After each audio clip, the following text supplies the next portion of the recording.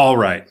Picture this. You're cruising toward retirement and suddenly, bam, market turbulence. Are you prepared to keep your cool, or will the turbulence shake your entire plan? Today, we're tackling that all important question: how do you manage risk without risking it all?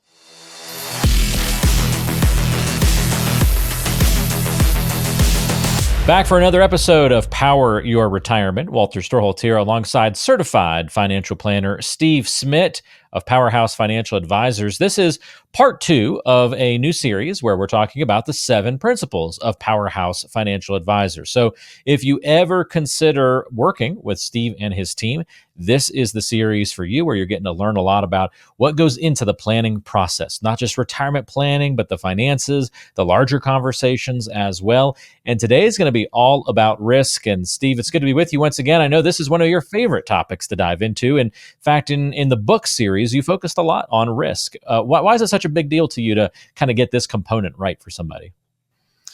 The reason is almost all of the people I work with, at least in some small way, have a mismeasurement of risk and a misunderstanding of truly what it is in life. And I'm really excited to point out just a few of these different misconceptions. Why do those misconceptions exist in the first place? Let's just start, not even what the misconceptions are, but just why is there so much misunderstanding and misinformation about risk out there? Because a lot of times people think of the word as risk is losing it all, right? Okay. And that's really not the case. If you have an intelligent portfolio put together, losing it all means that we live in a really desolate place. No economy and no currency, and can you imagine not having the S&P 500 in our culture? Sure. And those are just 500 large ones. Hard to picture that, right? Right. And a 401k really means nothing in a world like that. So that's really not even the risk that we're managing. It's diversification, making sure we're in the right sectors with companies that are up and coming, that have growth and dividends and those kind of things. That's really what it's about as far as diversifying that risk. But what people intuitively feel like as the market's down, say a couple of years ago, it was down about 20% on that S&P that I just referenced, just a smidge less. And they thought, oh, I lost 20% of all my stuff. Well, if you're in the 401k and accumulating, the following year and this year, you made that back and then much more. So did you really lose it? Only if you cashed out. And that is the piece that needs to be overcome. And that's the emotional piece.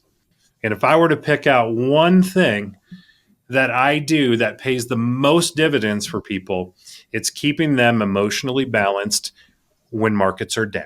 Would you say that risk and managing it becomes more important the closer you get to retirement, where it's something that you can, I don't want to say it's ever okay to overlook something, but it's of less concern when you're in your working years or younger? So we need to be a little more thoughtful of the portfolio when we get closer to retirement, meaning we have a few extra buckets around, right?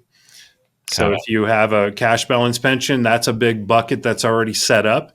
But also, if you don't, we're going to put a few buckets together that aren't as affected by a downturn in the market. So if you plan to retire when the market was down significantly, it really wouldn't throw you off course at all. So we'd start on those other buckets that aren't affected by the market near as much. Okay. So because we're getting ready to, you mentioned accumulating money. If we're in that accumulation stage where we're consistently adding to our balances, that's where we have a little more time on our sides. Whereas if I'm getting close to retirement and I'm about to reverse that flow, I'm about to start using money in retirement, that's why then risk becomes something we want to manage and pay even more attention to. Definitely. And I'm going to throw a really valuable nugget in here that I normally don't talk about publicly. So this is a big bonus for a lot of folks. If you read the book, you'll get this. And that is when people do retirement by themselves, meaning they do the planning and they manage the investments. One of the key things that they don't adequately plan for is loss of purchasing power. And you've seen it in the news a lot over the last couple of years. We call it inflation in the news. Mm. And inflation is basically paying more for goods. So that is something that is not adequately planned for. So that's partially a retirement planning issue, but it's also a risk issue because if you don't plan adequately for that inflation while you're making money and while you're taking money out after you retire, that can be very devastating because over 30 years, depending on how much inflation we have, things can cost twice as much very easily Mm. with high inflation, even after 20 years. And many retirements are 20, 30, 40 years. Yeah, many people have felt that pinch just over the last couple of years, let alone thinking about the impact it has on us 10, 20, 30 years down the line. So It's a I big think that's a risk. great point. Yeah. I think that was the most fascinating thing about the book is realizing that there are more types of risk than you realize. Like you said, the assumption is the risk that most people think of when it comes to money and investing and retirement and all these kinds of things is just the risk of losing it all. I put my money in the stock market and it's gone, like that's the concern. And so you're bringing to light that there's a lot of other risks out there, inflation risk being one of them. You sent Yes. me a list before the show today of a couple more that you wanted to hit on. So let's take a few minutes to just talk about some specific risks because I think this will Sure. give people kind of just a good idea of, oh, wow, I didn't even think about that risk. Or, oh, okay, that's classified as a risk. I need to make sure I'm accounting for those things. And it looks like the list that you've sent me, I know this isn't comprehensive in terms of all the risks out there, but these might be some really important ones too clients that you work with, specifically maybe employees of publicly traded utility companies, which is our main focus here on the show. And so, first one on the list is life insurance. That's one of those questions that doesn't feel like it's part of the investing discussion, but it certainly needs to be part of this risk talk, right? It does. And it's absolutely instrumental, especially with the younger worker. And if they have a spouse and children, it just becomes even more important because the retirement plan needs those inputs of that worker putting contributions in and earning in the market all the way through till whatever their plan is 60, 65, 70, somewhere in that range. And if that person is taken from us, there needs to be a compensation for that. And life insurance is the main vehicle for that. And most of the life insurance comes through the employer. We have the ability to do some unique things on the outside, but 9 times out of 10, the insurance does come through the employer, but we need to make sure it's enough. And most employees are not sure. That sounds like a lot of money, is usually what I hear, but there's Mm. no evaluation on does it actually take care of my wife and children after I'm gone. That is the most important piece. Focus ends up being on the wrong number. How much is it costing me now, and what's the benefit going to be if, unfortunately, it ever needs to get utilized? That's where the Right. conversation should really start. Yep. Okay, this is obviously a riskier line of business for folks working in these roles, especially in some of the roles, and so then that's why you've also included in this list disability insurance and the risk of disability being of great concern and something that needs to be addressed. It does. And most companies that we work with offer that 60% payout, but some of that is pre tax. And depending on how it's structured, some of it can be after tax, but almost all of them are pre tax, meaning that they pay taxes on that disability payout. And 60%, depending on how long that is, if they're close to retirement, that's not as big of a deal. But if they've got 20 years on that long term disability plan, we have to account for that. Also, we have to look for, is there a short-term disability plan in place from the employer? And lastly, is there an upgrade to those things?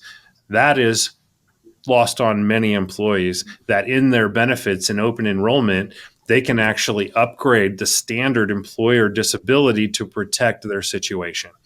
And usually where that idea of we need some additional comes from that retirement plan that we put together. Okay, we've talked about life insurance, disability insurance. What about long term care planning? It seems to me like that might be one of those risks that gets overlooked because nobody really likes talking about that, Steve. Uh, No, I'm not really looking forward to those nursing home years myself. That's for sure. Yeah, not for ourselves or loved ones, right? Correct. Correct. But it is a piece of life and it's an expensive piece of life. And if we start early enough, I prefer to save for that through the working years for those late years in investments, and put a little corner together of investments to cover that risk. But we also take a look at certain situations that wasn't done, and do we need to protect the nest egg and put that in. So I must say, if I were to give you something to think about when it comes to long-term care planning, is it's the first to die that creates the problem for the second to die. That's the risk that we're worried about, because if one of the spouses, we'll call it the husband in this case, this example, goes through long-term care, and it's expensive and it depletes most of the retirement resources, and the wife might live another 20 years. And we don't want to leave her destitute because we haven't planned appropriately. And a lot of times we just kind of hope that it's okay, and hope is not a strategy. So whether it's buying insurance or saving in a corner of the whole financial plan for those expenses is what we want to tackle early on. So it's not such heavy lifting when we get to the 60s. All right, good points across the board, Steve. I want to take this quick moment to let people know that Steve, if you haven't seen some of our previous episodes before, is the author of the book Power Up Your 401k. It's available to be ordered and read or listened to, or you can find it here on YouTube as well if that happens to be where you're watching and consuming today's episode. But if you go to powerupyour401k.com, you can get it in all those different formats, and the book is going to walk you through all the really important and essential things that you need to know about taking that first step into the financial and retirement planning world. Again, written specifically for employees of publicly traded utility companies. It's a great starting resource if you're thinking of dipping your toe into the planning waters, if you're just wanting to learn a little bit more about retirement and finances and everything under that umbrella that we talk about here on the podcast and on the show, but in one easy to consume format. It's a great resource to check out. So go do that today while you're thinking about it. Get your free copy, whether that be in writing or the audiobook version or the video here on YouTube. It's all at powerupyour401k.com. We've got that linked in the description of today's show. All right, Steve, we're talking about these specific risks, and there's one more that we want to cover on today's program, the Byline indicator. What is the Byline indicator, and how does that relate to risk? So we have two different ways that we invest for folks. One is the traditional buy and hold. So we thoughtfully pick companies that are going to be, that we believe are going to be great for the long term, and manage it that way. We also have a Byline overlay, which when things are not going so well, they have stop losses on them. And of course, we watch that very closely to get in. Years like 2020, that was really down and up. It was a really great example of that working really well. So for those that are a little bit fearful of that big downturn, that 20, 30%, like in 2008, 40%, we can show them how that particular overlay strategy can soften those blows on the way down and still keep them invested long-term, in stocks and making the returns that we need them to make. So that Byline is really about emotionally protecting the boundaries. Now, there's no guarantees in any of that, but it's definitely a really strong way to catch those that are a little more fearful of that traditional buy and hold strategy. Well, again, we're just scratching the surface on all the different types of risk that can kind of be faced to investors in this day and age. And are there any others you want to cover on today's episode before we wrap up, Steve? I know we don't have time to get to every single risk that's out there, but pretty good list, at least as a starting point today. I would say the biggest risk, whether you're a financial advisor, an employee of one of these utilities or energy companies, find someone that can mentor you, because all of us are subjective about our money. And if we don't have somebody that's objective in our life to help us stay on track when things get a little shaky, because losing $1 hurts 3 times as much as gaining $1 does in the happy category. So when things are not looking perfect in the economy, you're going to want somebody there to be objective about your money. We're there to help you, but I encourage you to find someone if it isn't us. Well, that's a good teaser, Steve, because on the next episode of this series, we're going to be talking about the value of professional guidance. And we'll dive a little bit deeper into what you get out of working with a true professional, a financial planner, a certified financial planner like Steve. So come back and join us for that next episode as we'll tackle part 3 of the 7-part series on the principles of Powerhouse Financial Advisors.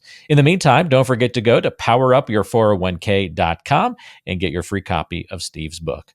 Steve, thank you for the help today. We appreciate it. And we'll talk to you on the next episode. Thanks, Walt. Thanks, everyone. Appreciate you, Steve. And we'll look forward to chatting with you on the next episode. Until then, thanks for joining us, folks. We'll see you again on Power Your Retirement.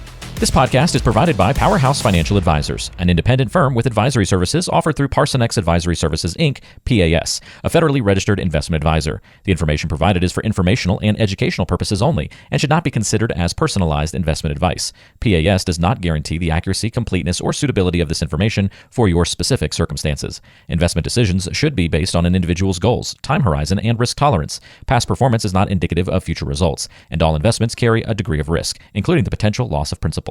Any case studies, testimonials, or endorsements shared in this podcast are illustrative of individual experiences and may not be representative of the experience of all clients. They do not guarantee future performance or success. You should not infer any level of assurance regarding future financial outcomes. Listeners should consult with a qualified financial, tax, or legal professional before making any investment decisions. Parsonex Advisory Services, Inc. does not provide tax or legal advice. Be sure to consult with your tax and legal professionals regarding your specific circumstances. For a copy of our Form ADV Part 2A, which provides additional information about PAS, including our advisory fees and services, please visit powerhousefinancialadvisors.com.